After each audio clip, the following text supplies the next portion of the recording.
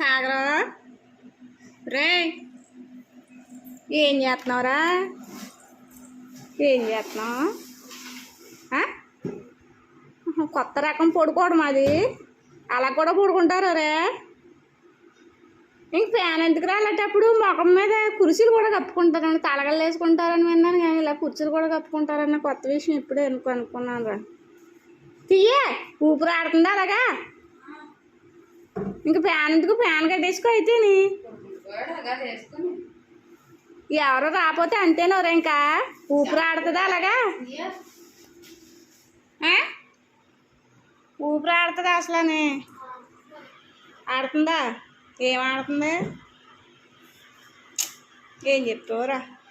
పడుకో, అలాగే పడుకుంటాడంటే వదిలేయ్యా.